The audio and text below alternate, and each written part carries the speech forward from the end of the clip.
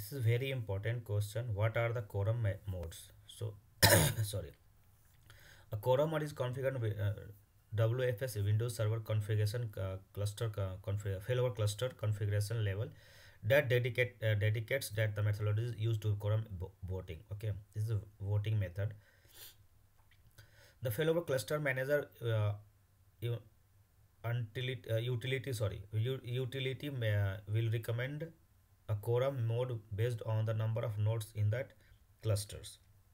Following quorum modes are in that quorum. Sorry. So it is for voting for node majority.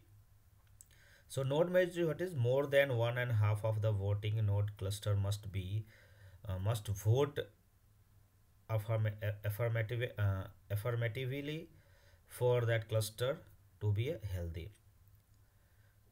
Node and file sharing majority expect that the remote file share is also configured as a voting witness and connectivity from any node to that share is also counted as an affirmative vote.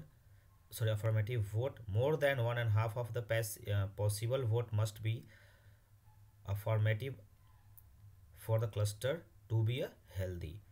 Node and disk majority. Okay, so it expect that the shared disk cluster resource also designated as a voting witness and connectivity from any node to that shared disk is also count to the affirmative count.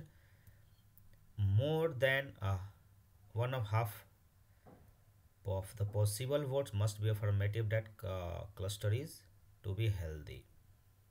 Okay, then disk only. So disk only means the disk availability. You can say the shared disk cluster resources designated to vote and connectivity any node that shared disk is counted as a affirmative node. Note here, best practices witness file sharing should not be reside on any node in the cluster. It should be visible at all node of the cluster.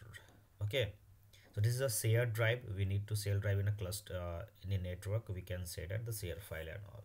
So these are the today's we have covered at clustering level, DMSDTC and quorum disk. Thank you for watching.